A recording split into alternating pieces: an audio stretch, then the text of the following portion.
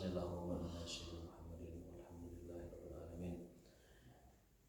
Bapak sekalian, jamaah sholat subuh Masjid Al-Kautsar yang dimuliakan Allah Subhanahu wa taala. Alhamdulillah di hari ini Allah masih memberikan kita kesehatan, masih memberikan kita afiat, afiatul jasad, afiatul ruh, afiatul nafs, afiatul al-amal, afiatul rizki, wa afiatul kulli syai'. Alhamdulillah. Karena di waktu yang sama ada saudara-saudara kita yang diuji dengan rasa sakit, diuji dengan sakit ya. Kita doakan di majelis yang mulia ini ya. Kita doakan di kesempatan yang baik ini agar Allah Ta'ala segera memberikan mereka kesembuhan ya. Allahumma shfi mardana, Allahumma shfi mardana, Allahumma shfi mardana, syifaan ajilan, syifaan la yughadiru saqaman. Amin ya rabbal alamin. Allahumma naba'sa tahurun insyaallah. Wa kita bacakan juga Al-Fatihah ya. Mudah-mudahan dengan keberkahan Al-Quran Allah menyembuhkan segera ya, memulihkan segera orang-orang saudara-saudara kita, terutama ahlul masjid yang sedang diuji dengan kurang kesehatan ya. Mudah-mudahan Allah memberikan pahala. Bismillahirrahmanirrahim. Alhamdulillahirabbil alamin. Arrahmanirrahim. Maliki yaumiddin. Iyyaka na'budu wa iyyaka nasta'in. Ihdinas siratal mustaqim. Shiratal ladzina an'amta 'alaihim ghairil maghdubi 'alaihim waladdallin. Amin. Mudah-mudahan ya, dengan berkah Al-Fatihah kita disembuhkan. Baik, insyaallah kita akan melanjutkan kajian hadis kita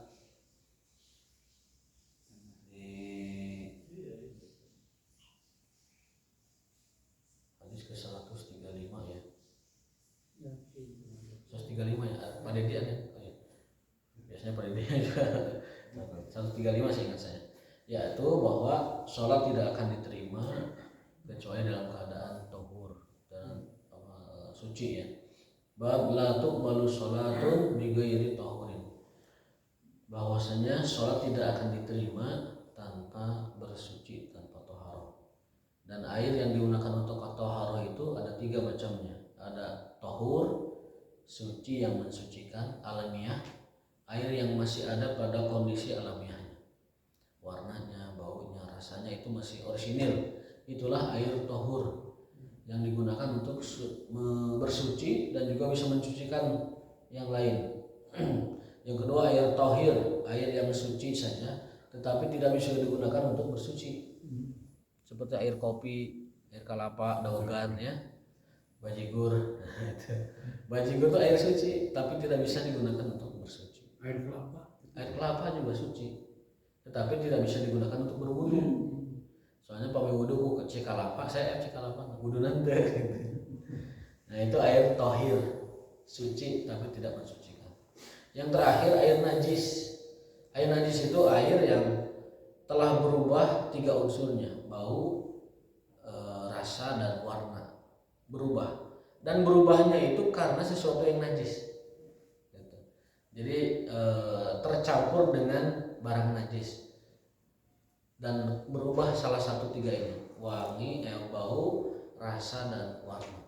Jadi kalau ada air tercampur oleh benda najis dan berubah salah satu 3 unsur ini, ada yang katakan 2 unsur saja, wangi dan bau, ada yang mengatakan warna, wangi dan bau, ada yang mengatakan 1 saja berubah, itu sudah najis. Ya, kalau airnya di bawah 2 kula. Kalau di lebih dari 2 kula itu kalau sampai tidak berubah maka itu tidak najis. Tapi kalau sampai berubah semuanya najis juga. Ukuran kula itu berapa? Kula itu 500 meter kubik. 500 meter. 500 meter kubik. Satu bak yang dikasih oleh developer itu 500 meter. Itu 2 kula itu. Satu bak kecil. Nah itu 1 bak. Jadi tinggi 1 meter, lebar 1 meter, itu meter kubik kan namanya kalau volume itu kan. Nah itulah namanya 2 kula. 2 kula. Nah air 2 kula ini kalau kejatuhan najis atau lain sebagainya dia tidak najis karena dihitung banyak ya. 500 meter. 500 meter ya. Meter 500 liter, ya 500 liter atau 1 meter kubik, 1 kali 1 meter kubik. 1000 liter ya. Pokoknya saya pernah diajari oleh kiai saya itu 2 kula itu 1 bak kecil yang ada di rumah kita itu. Standar yang di toko bangunan itu 1 kula itu. 1 kula. Kira-kira berapa? 500 liter ya Pak Haji ya? 500 literan ya kurang lebih ya. Itu 2 kula ya, 2 kula. Kulak itu istilah Arab, orang Jawa Barat atau orang Arab kullatain.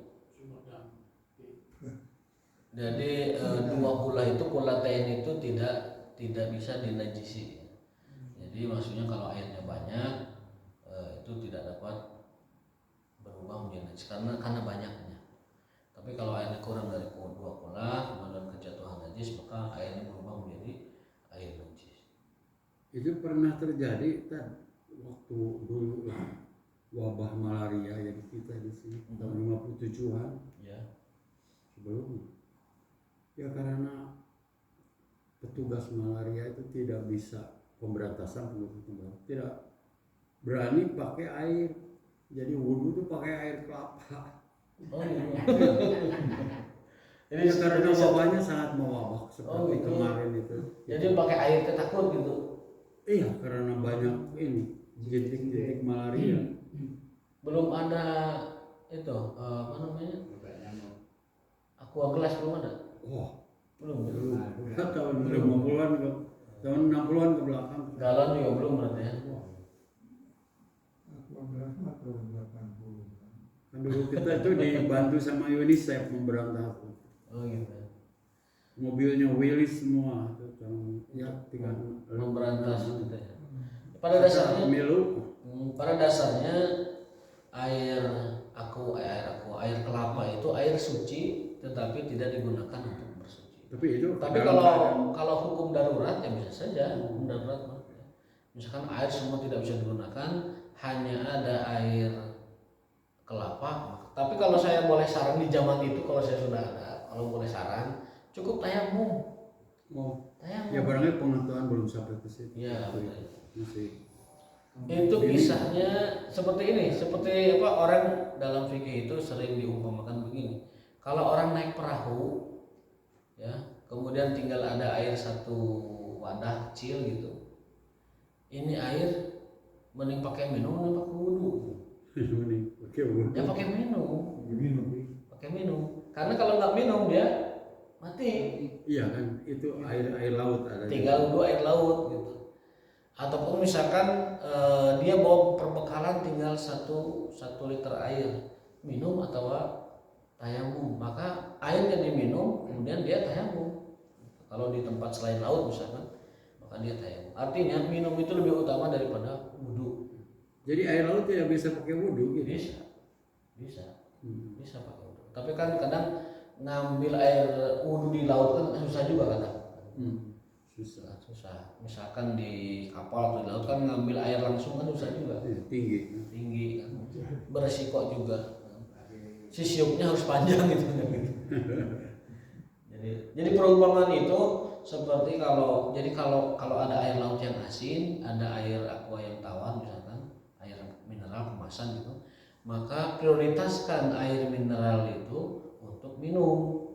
Gitu. Nanti untuk berwudu mencari lagi kalau ada air laut bisa diambil pakai air laut. Kalau itu juga tidak bisa susah, kadang ngambilnya membahayakan, tayamum.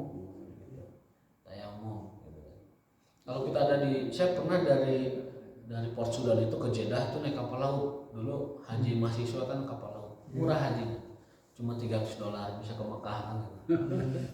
Nah itu ngambil air itu nggak bisa, nggak bisa ngambil air itu, air laut itu nggak bisa, jauh dan membahayakan gimana ngambilnya gitu kan. Di atas ferry ngambil laut nggak bisa. Nah kondisi itu maka air gunakan untuk minum, sisanya tayamum. Meskipun laut ngaplak-ngaplak cair ngumpul tapi tidak bisa diambil, ya tayamum tetap tayamum. Karena di antara syarat tayamum itu satu tidak ada air, yang kedua ada air tapi tidak bisa digunakan, baik karena sakit ataupun karena sebab lainnya. atau karena dingin yang sangat, nah itu boleh tayamum. Tapi dingin di kita tidak ada yang ekstrim ya. Se ekstrim dingin kita masih bisa pakai air yang ada.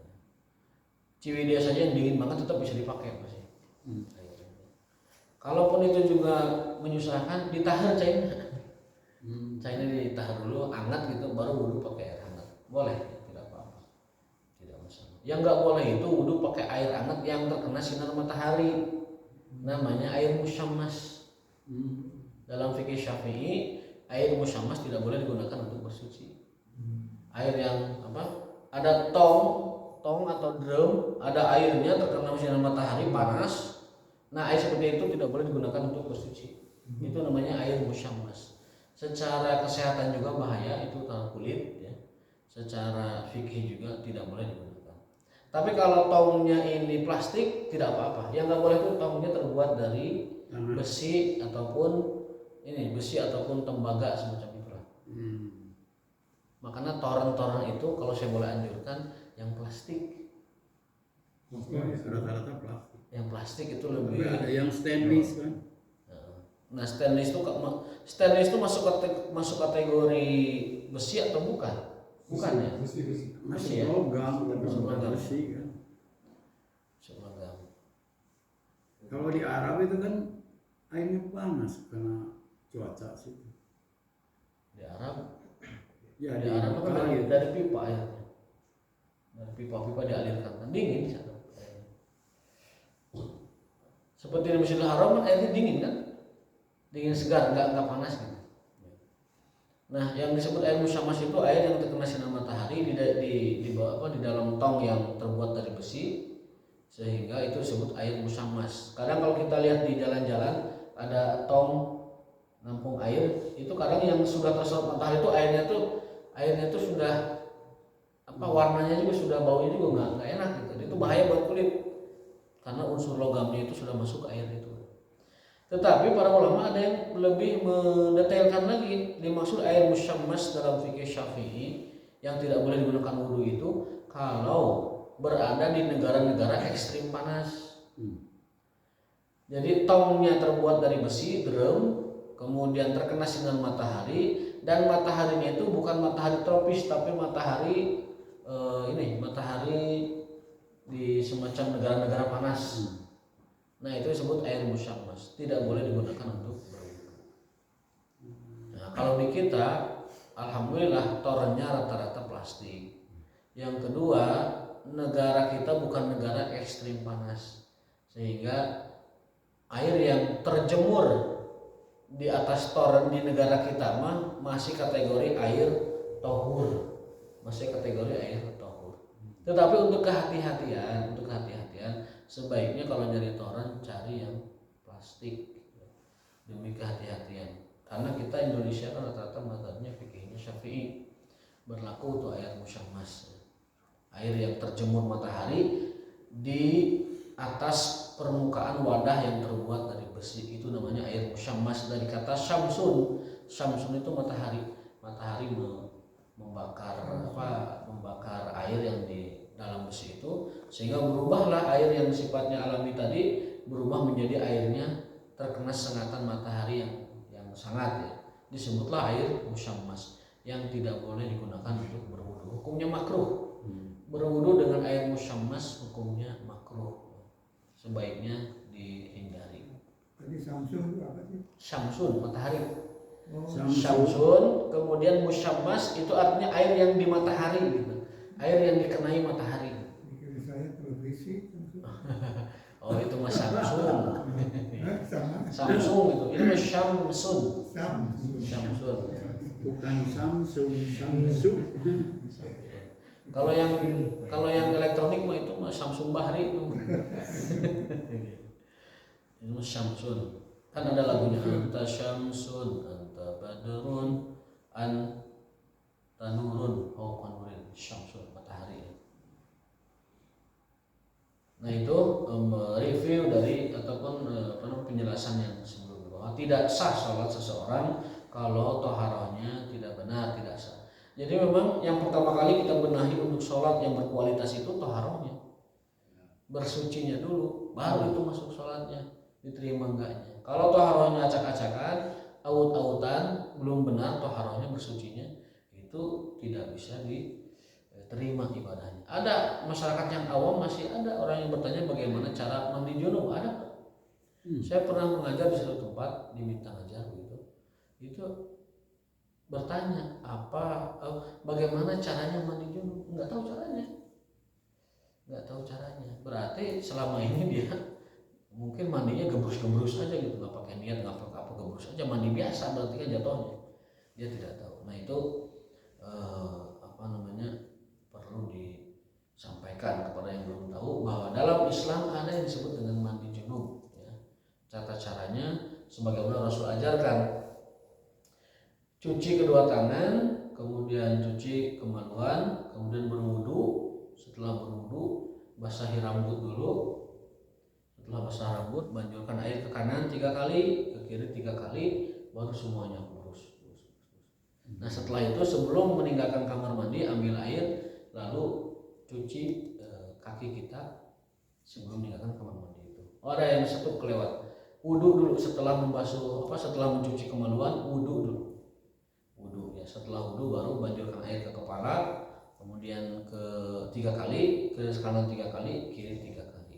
Nah setelah itu mau wudu lagi silahkan, tetapi sebagian ulama mengatakan tidak perlu wudu lagi karena sudah wudu di awal, tidak perlu wudu lagi. Itu pendapat yang kuat sebenarnya. Tetapi kalau kita ragu, kalau kita ingin memastikan, wudu lagi tidak apa-apa ya, wudu lagi tidak apa-apa dalam mandi junub ya. Kenapa tidak wudu lagi? Karena sudah wudu di depan tadi, sunahnya kan begitu. Kenapa wudu lagi? Karena khawatir menyentuh kemaluan begitu. Sebab pada hadis man massa dzakarahu falyatawadda, barang siapa yang menyentuh zakarnya, kemaluannya, maka hendaklah dia berwudu.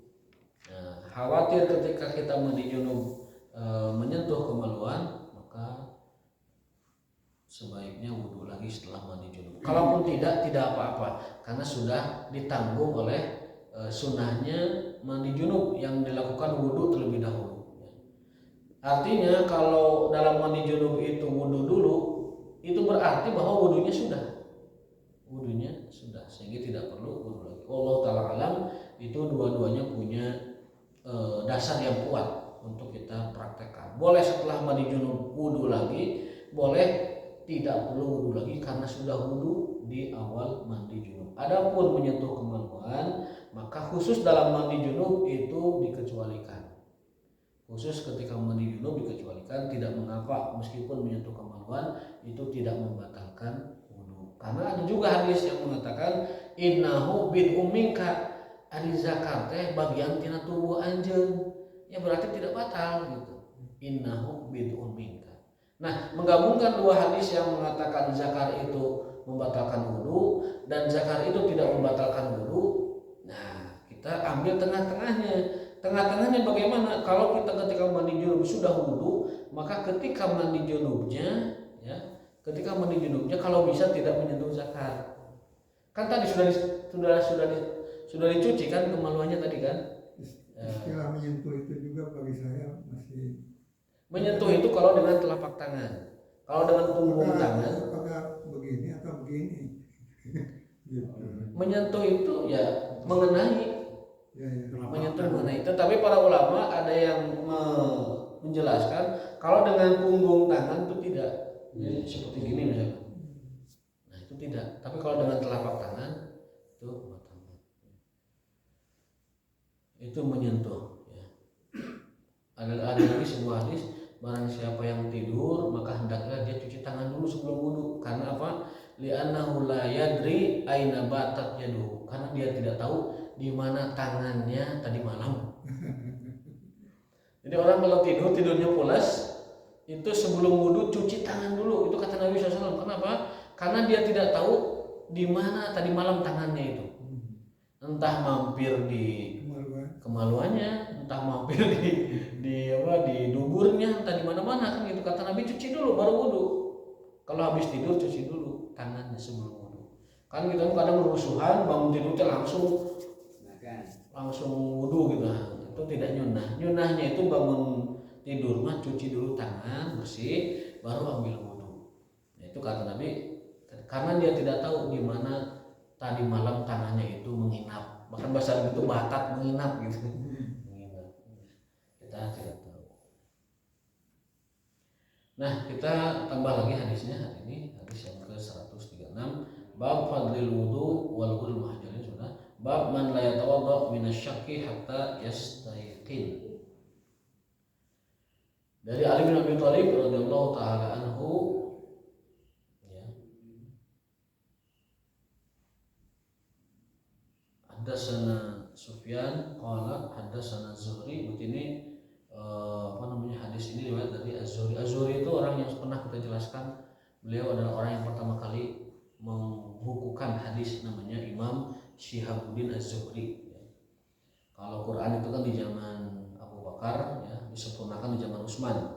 Namun hadis itu baru dimulai oleh ulama yang bernama Syihabuddin Az-Zuhri. Dia orang yang pertama kali membukukan hadis. Dari Sa'id bin Al-Musayyib, dari Abbad bin Tamim, dari pamannya, annahu syaka ila Rasulullah SAW, bahwa beliau mengeluhkan kepada Rasulullah SAW, ar-rajul alladhi yukhayyal ilaihi annahu yajidu syai'a fi shalah. Jadi ada orang mengeluh kepada Rasulullah, saya itu kalau sholat seolah-olah perasaan dia tuh kentut terus gitu. Nah, kata Rasulullah SAW, la yanfatilu aw la yansarif hatta yasma'a sautan aw yajida rihan. Maka hendaknya orang itu jangan meninggalkan sholat sampai dia mendengar suara kentut itu atau mencium bau kentut itu. Jadi kalau ragu-ragu kentut tidak, jangan anggap batal. Itu dalam sholat, apalagi dalam bukan selain sholat. Ya. Maka kalau ragu saya batal nggak? Kayak kentutnya, pastikan suaranya. Kalau suaranya tidak didengar, berarti tidak ada kentut. Atau baunya tidak terdengar, maka dia tidak kentut. Karena apa? Karena setan itu selalu membuat was-was, meniupkan angin ke bagian tempat keluar angin kita sehingga kita ragu dalam hal itu. Berikutnya bab at-takhfif fil wudu. Itu Ya. Yang dimaksud dengan membukukan Quran ataupun hadis itu seperti apa sih buku itu ketika itu gitu? Mengumpulkan Berupa kertas ataukah cetak ataukah tulisan di dalam bukan kertas saya pikir gitu lah. Tapi lembaran-lembaran apa gitu. pada zaman Utsman bin Affan itu sudah ditulis di atas kertas. Kertas. Kalau zaman sebelumnya itu di zaman Abu Bakar memang dikumpulkan dari catatan-catatan sahabat tentang ayat-ayat itu yang pernah Rasul sampaikan, bahwa ayat ini letakkan di sini, ayat ini letakkan di sini. Itu dari suhuf lembaran-lembaran, ada di kulit ada di kulit, ada di media-media lain, di kain dan sebagainya dikumpulkan. Nah, di zaman Utsman bin Affan itu sudah dalam bentuk mushaf. Kalau mushaf itu berarti dia kertas, sudah di atas waraq. Tapi kertas zaman dulu kan berbeda dengan zaman sekarang. Kertas zaman dulu itu tebal dan sederhana gitu. Ditulisnya pakai tangan, disalin pakai tangan. Nah, zaman Utsman itu mushaf disalin 10 salinan. 10. Kemudian selain mushaf Utsman itu dibakar semuanya. Dan itulah mushaf yang sampai kepada kita. Begitu juga hadis, karena Syihabuddin Az-Zuhri, ya. Imam Az-Zuhri ini hidup agak kesinian masanya, itu sudah mulai ada kertas, sudah mulai ada catatan, sehingga para ulama itu di zaman itu sudah mencatat hadis dan mengumpulkan hadis. Kalau di zaman Abu Bakar Siddiq ketika awal mengumpulkan, ya memang dari kulit pohon, dari benda-benda lain yang mencatatkan wahyu itu, ya, dicatat wahyu di sana, wahyu kemudian dikumpulkan. Tapi zaman Utsman itu sudah penyempurnaan dan sudah dalam bentuk mushaf. Yang namanya mushaf itu kumpulan suhuf. Suhuf itu adalah lembaran itu adalah kertas. Zaman Utsman bin Affan. Karena masanya juga sudah jauh ke arah peradaban ke arah sini, ya, ke arah sekarang.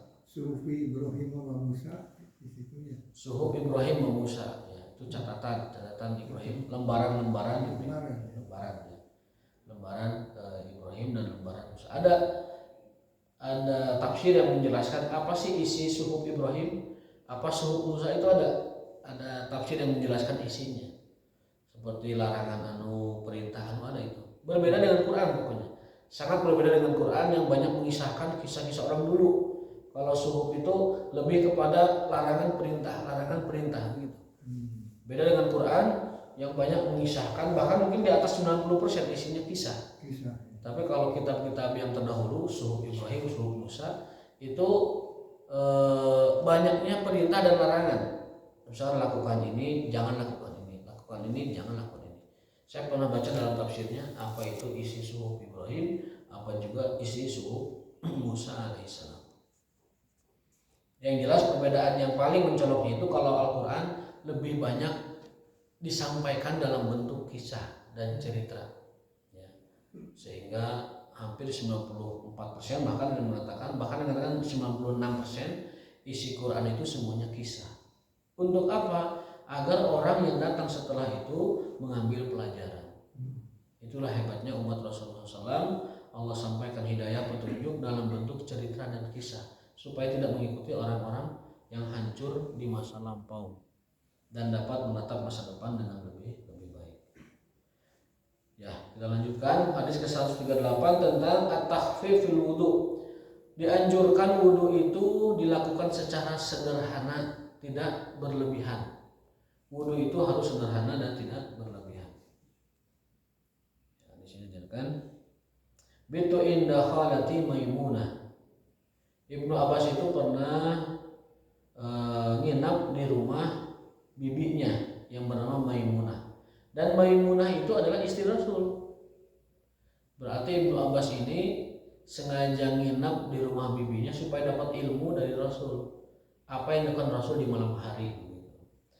Faqama Nabi SAW. Kemudian Ibnu Abbas melihat di tengah malam Nabi SAW itu bangun dari tidurnya. Faqama minal laili falamma kana fi ba'dil lail qama Nabi fatawadda'a min shannin mu'allakin wudu'an khafifan yukhaffifuhu Amr wa yuqalliluhu wa qama yusalli fatawadda'tu. Dengan wudu yang sangat sederhana, sangat ringan, sangat ringkas.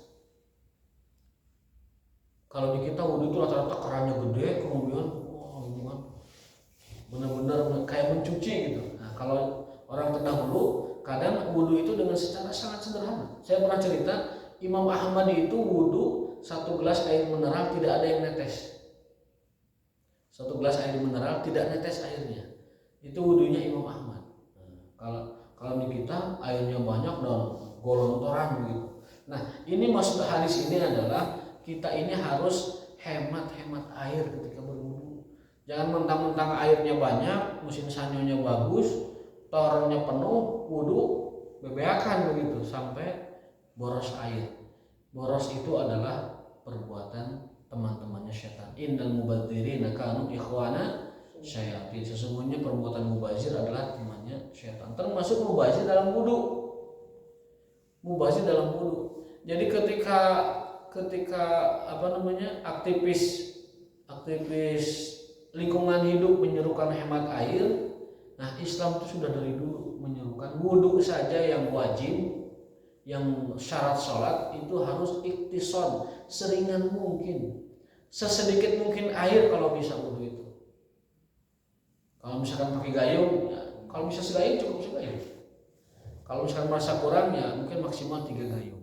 Kalau keran jangan dibuka setengah saja, atau mungkin seperempatnya atau sepertiganya. Itu wudu yang nyunah. Jangan mentang-mentang banyak air kita habis-habisan pakai air ngagolontor, mubazir. Lebih banyak kebuangnya daripada dipakai wudunya. Contoh saja, ketika kita muter air, itu setelah basuh muka, matikan dulu kerannya. Kemudian mau basuh kepala, nyalain lagi, matikan lagi. Kemudian tangan, setelah tangan beres matikan lagi. Kepala setelah itu matikan lagi. Baru ketika mau cuci kaki, buka lagi.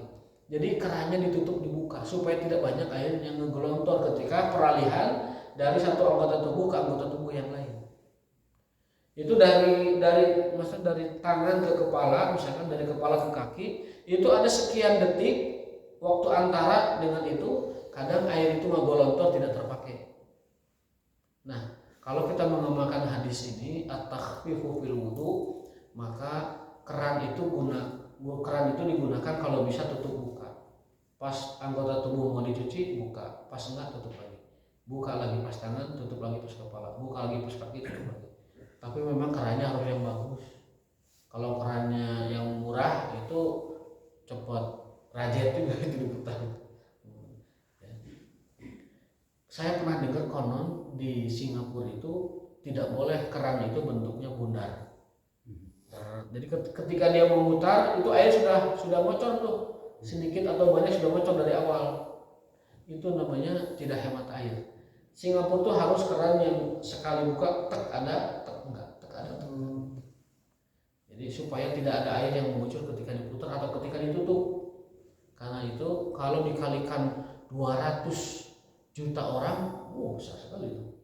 Dikali 10 juta saja sudah banyak. Berapa juta liter itu air yang terbuang gara-gara air yang membocor ketika kita wudhu saat tidak membasuh anggota tubuh, awal buka keran, perpindahan anggota wudhu dan lain sebagainya, terutama yang kerannya diputar.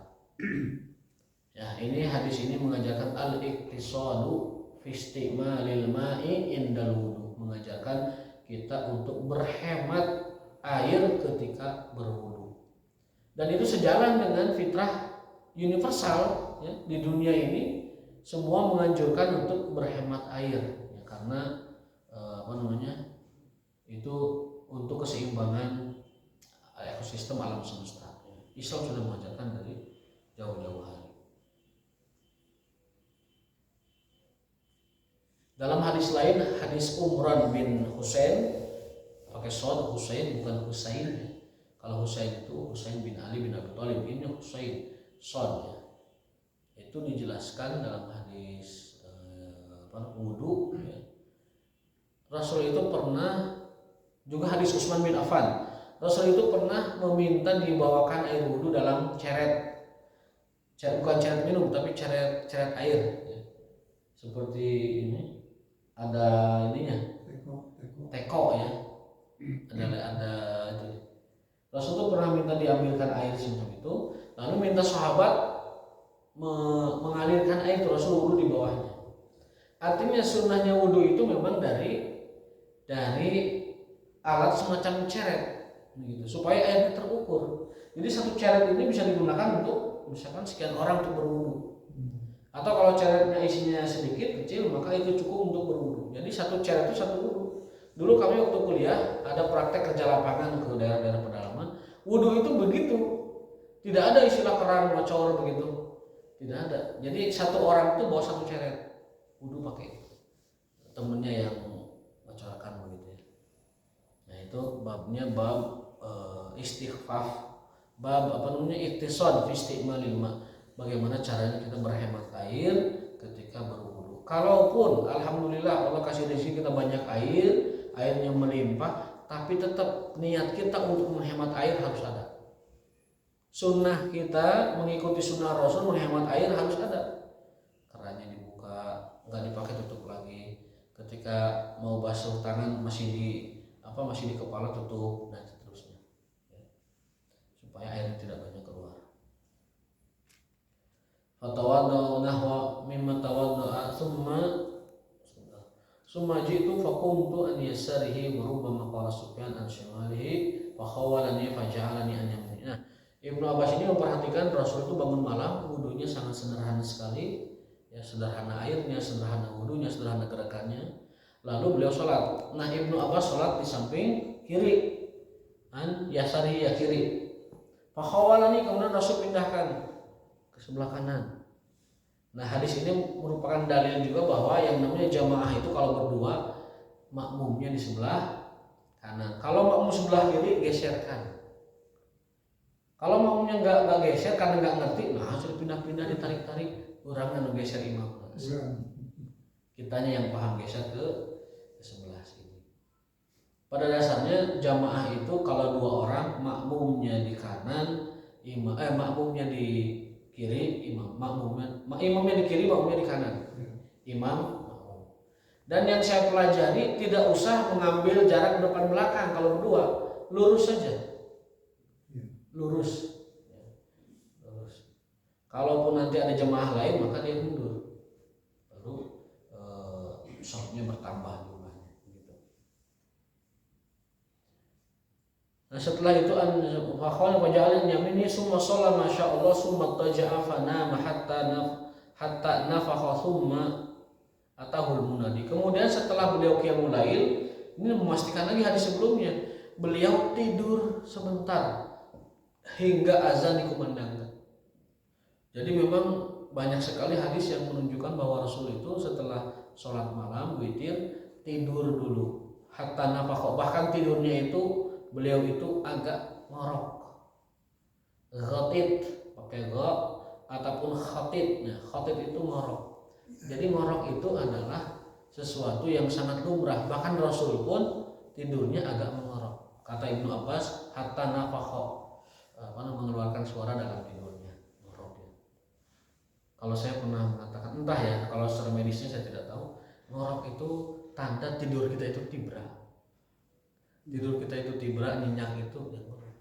Oh, tibra sekali, kata ibu kita juga gitu. Oh, tibra sekali itu anak ngorok tidur itu sampai di malam. Ala kulli hal itu adalah aspek-aspek kemanusiaan Rasulullah SAW.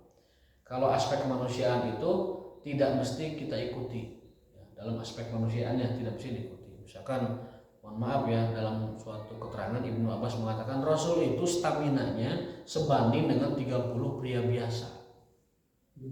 Rasul itu staminanya sebanding dengan 30 laki-laki biasa. Sehingga beliau itu dapat menjamin nafkah batin para istrinya. Jumlahnya kalau dalam riwayat 9, riwayat lain 13 istri beliau. Dan itu kekhususan tidak boleh diikuti. Ya. Kita yang staminanya 1, ya, kalau mau menambah, mohon maaf, kalau sekiranya itu menambah batin tidak bisa, ya berarti takutnya membawa madarat kepada pasangan kita yang lebih itu. Gitu. Jadi batin lahirnya diperhatikan. Kalau memang ada niat untuk buka pos 2, pos 3 atau mabes 1, mabes 2, mabes 3 barangkali. Pastikan batin lahirnya.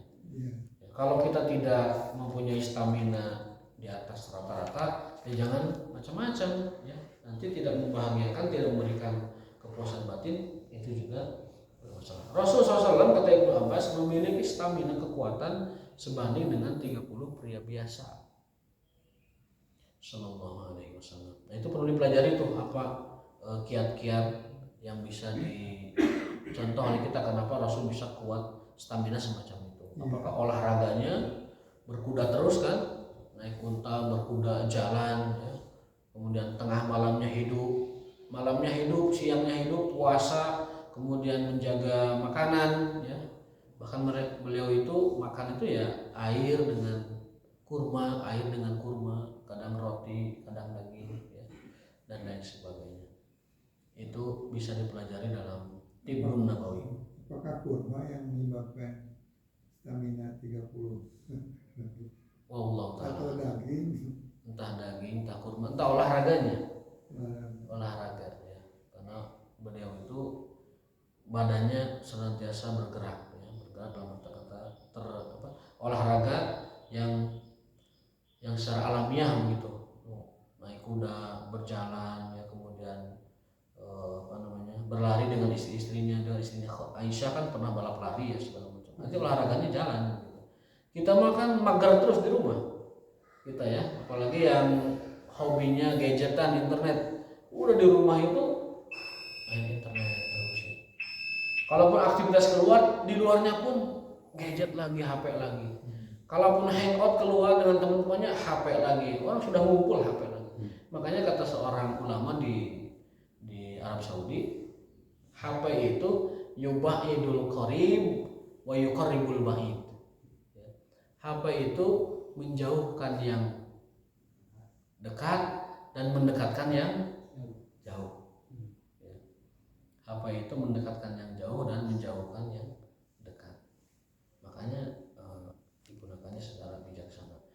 Qulna li Amr, ini terakhir, inna nasan yaquluna inna Rasul sallallahu tanam ainahu wa la yanamu qalbu. Ini menegaskan yang sebelumnya bahwa Rasul itu, kata perawi hadis ini kepada Amr, sesungguhnya orang-orang para sahabat mengatakan, artinya sahabat itu sepakat mengatakan bahwa Rasul itu SAW matanya terpejam tidur, walayanamu qalbuhu, dan hatinya tidak tertidur. Artinya matanya terpejam, hatinya itu terjaga. Qala Amr sami'tu Ubaid bin Umair yaqul ru'yal anbiya wahyun. Dan sahabat Ubaid bin Amr mengatakan mimpinya para nabi adalah wahyu.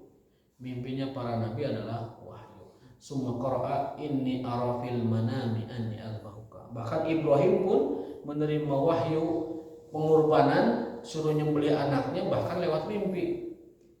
Ya, ini menunjukkan bahwa mimpi para nabi itu wahyu, berbeda dengan mimpi kita.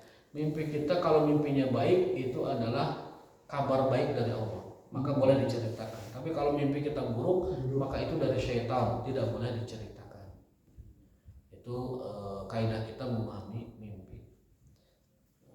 Jadi mungkin cukup, ada yang tanyakan satu saja Bang. Mengenai bahwa Quran itu 90% lebih cerita, kisah-kisah itu. Ya. Saya jadi ingat kepada waktu puasa gitu ya. Lalu incu-incu kepada seorang kakek. Saya ada 10 orang itu umur SD. Kita sangat semangat sekali kalau mendengar Aki itu bercerita tentang kisah-kisah itu. Jadi sedangkan Allah juga mengajar manusia kita itu lewat kisah-kisah. Jadi saya pikir pendidikan kepada anak-anak TK apa di sini itu kayaknya itu bagus kalau metodenya itu dengan menceritakan kisah-kisah seperti kisah-kisah yang ada di Quran. Gitu. Kemudian kemudian akhlak gitu ya. Sedangkan mengenai sholat sama itu mah nanti lah belakangan, dan Rasulullah sholatnya juga sesudah iman 10-13 tahun di Mekah kan, gitu. Jadi maksud saya, apalagi sekarang gitu ya, ternyata hasilnya makin kesini di legislatif, yudikatif sama ini juga semua seolah-olah dari atas ke bawah itu sama ke rakyat soal korupsi gitu ya. Jadi saya pikir mirip Quran lah gitu lah metode untuk ya. Makanya dalam kitab itu yang kita pelajari dulu hari Jumat itu yang Irsyadus Sari, ulama terdahulu bahkan para khalifah terdahulu, metode kurikulum pengajarannya itu yang pertama adalah alimul Quran, ajari dia Quran. Kemudian yang kedua alimhu sunnah, ajarkan dia sunnah. Yang ketiga warawhil akhbar, ajarkan sejarah, dongeng-dongeng, cerita-cerita, bukan dongeng, cerita maksudnya ya. Cerita kisah-kisah masa lalu yang benar adanya, yang sumbernya benar begitu. Baru yang ketiga, yang keempat setelah mengajarkan tarikh itu apa? Syair.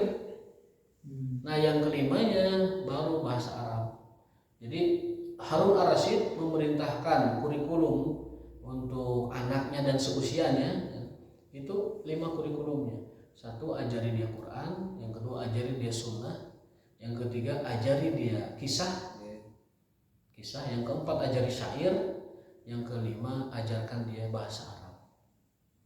Itu 5 kurikulum sekolah di masa Harun Ar-Rasyid. Kita makan dari kecil tuh sudah diajarkan banyak macam-macam ya, sehingga akhirnya ya hal-hal yang lebih penting terutama Quran dan Sunnah terlewatkan. Mudah-mudahan ini menjadi. Yang kedua, koreksi sedikit Pak Haji, sholat itu zaman Nabi SAW di Mekah sudah diwajibkan. Apa buktinya? Karena sholat itu kan turun perintahnya waktu Isra Mi'raj. sebelum hijrah. Sebelum hijrah. Isra Mi'raj itu kan terjadi di Mekah Al-Mukarramah. Jadi perintah sholat 5 waktu itu sudah ada di masa Rasulullah SAW sewaktu masih di Mekah. Setelah Amul Huzni, setelah tahun kesedihan sebelum hijrah. Jadi tauhid senantiasa diajarkan berbarengan dengan sholat. Tauhid, sholat, tauhid, sholat. Jadi Mekah itu fokus tauhid dan sholat. Tapi ketika kiblatnya kemana? Kiblatnya masih ke Baitul Maqdis. Kiblatnya ke Baitul Maqdis. Ya. Rasul itu kan sholat menghadap Baitul Maqdis itu 16 bulan. 16 bulan. Kemudian baru setelah itu berubahlah arah kiblat ke Baitul Maqdis ya. Ya ke mana? Ke Ka'bah Al-Musyarrafah.